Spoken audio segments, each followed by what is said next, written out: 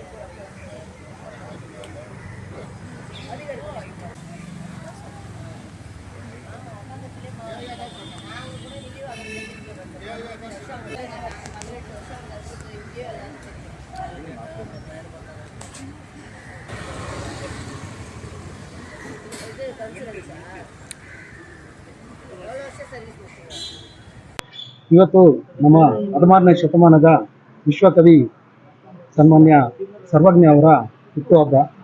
2009ರಲ್ಲಿ ಕರ್ನಾಟಕ ರಾಜ್ಯದ ಮುಖ್ಯಮಂತ್ರಿಗಳು ಹಾಗೂ ತಮಿಳುನಾಡಿನ ಮುಖ್ಯಮಂತ್ರಿಗಳು ಒಂದು ಒಪ್ಪಂದನ ಮಾಡಿ ಕರ್ನಾಟಕದಲ್ಲಿ ಬೆಂಗಳೂರಿನ ಹಲಸೂರಲ್ಲಿ ತಿರುವಳ್ಳುವರ್ ಅವರ ಪ್ರತಿಮೆಯನ್ನು ಸ್ಥಾಪನೆ ಮಾಡಿದರು. ಅದಾದಮೇಲೆ ಚೆನ್ನೈನ ಜೀವಾ ಪಾರ್ಕ್ ಐನಾವರಮಲ್ಲಿ ಇರ್ತಕ್ಕಂಥ ಈ ಜಾಗದಲ್ಲಿ ಸರ್ವಜ್ಞ ಅವರ ಪ್ರತಿಮೆಯನ್ನು ಸ್ಥಾಪನೆ ಮಾಡಿದ್ದಾರೆ. ಅವರ ಹುಟ್ಟುಹಬ್ಬ ಇವತ್ತು. ಸೊ ಹಾಗಾಗಿ ನಾವು ಬೆಂಗಳೂರು ಗಾಂಧಿನಗರದಿಂದ ಎಲ್ಲರೂ ಇಲ್ಲಿಗೆ ಅವರ ಹುಟ್ಟುಹಬ್ಬವನ್ನು ಆಚರಣೆ ಮಾಡಲು ಇದು 2ನೇ ವರ್ಷ ಬರ್ತಾ ಇದ್ದೀವಿ. ಇವತ್ತು ಬಂದು ನಾವು ಇಲ್ಲಿ ಅವರ ಒಂದು ಜಾಗವನ್ನು ಸ್ವಚ್ಛಗೊಳಿಸಿ ಅವರಿಗೆ ಮಾಲಾರ್ಪಣೆ ಮಾಡಿ ಗೌರವ ಸಲ್ಲಿಸಿ ಇಲ್ಲಿ ಇರ್ತಕ್ಕಂಥ ಶಾಲಾ ಮಕ್ಕಳುಗಳಿಗೆ ಪುಸ್ತಕವನ್ನು ವಿತರಣೆ ಮಾಡೋ ಮುಖಾಂತರ ಹಾಗೂ ಎಲ್ಲ ಸಾರ್ವಜನಿಕರು ನಮ್ಮ ಇಲ್ಲಿ ಇರ್ತಕ್ಕಂಥ ಮುಖಂಡರುಗಳು ಎಲ್ಲ ಸೇರಿ ಇವತ್ತು ಅವರ ಹಬ್ಬವನ್ನು ವಿಭಿನ್ನ ರೀತಿಯಲ್ಲಿ ಆಚರಣೆ ಮಾಡಿದ್ದೀವಿ. ಇದೇ ರೀತಿ ಪ್ರತಿ ವರ್ಷವೂ ಈ ಹಬ್ಬ ಅವರ ಹುಟ್ಟುಹಬ್ಬವನ್ನು ಆಚರಣೆ ಮಾಡ್ತಾ ಹಾಗೂ ಇದೇ ರೀತಿಯಲ್ಲಿ ನಾವೇನು ಮಾಡಿದ್ದೀವಿ, ಅವರು ಬರೆದಂಥ ಕನ್ನಡದಲ್ಲಿ ಇದ್ದಂಥ ಪುಸ್ತಕವನ್ನು ಅದನ್ನು ಟ್ರಾನ್ಸ್ಲೇಟ್ ಮಾಡಿ ಇಲ್ಲಿ ಅನುವಾದ ಮಾಡಿ ಇಲ್ಲಿ ತಮಿಳಲ್ಲಿ ಇಲ್ಲಿ ಇರ್ತಕ್ಕಂಥ ಸಾರ್ವಜನಿಕರು ಸುಮಾರು ಒಂದು 500 ಪುಸ್ತಕಗಳನ್ನ ಎಲ್ರಿಗೂ ಉಚಿತವಾಗಿ ಕೊಟ್ಟಿದ್ದೀವಿ. ಅವರ ಏನು ವಚನಗಳಿತ್ತು ಅದನ್ನು ಓದೋದಕ್ಕೋಸ್ಕರ ಎಲ್ಲರಿಗೂ ತಿಳಿಲಿ ವಿಶ್ವಕ್ಕೆ. ಯಾಕಂದರೆ ಅವ್ರು ಬರೀ ಒಂದು ಭಾಷೆಗೆ ಒಂದು ರಾಜ್ಯಕ್ಕೆ ಸೀಮಿತವಾಗಿರಲಿಲ್ಲ, ವಿಶ್ವಕ್ಕೆ ಅವರು ಮಾದರಿಯಾಗಿ ಎಲ್ರಿಗೂ ಒಂದು ವಿಶ್ವ ಕವಿಯಾಗಿದ್ದರು. ಹಾಗಾಗಿ ಅವರು ಇಡೀ ವಿಶ್ವದಲ್ಲೇ ಎಲ್ಲ ಕಡೆನೂ ಹರಡಬೇಕನ್ನೋ ದೃಷ್ಟಿಯಿಂದ ಇವತ್ತು ಅವರ ಹುಟ್ಟುಹಬ್ಬವನ್ನು ಆಚರಣೆ ಮಾಡಿದ್ವಿ.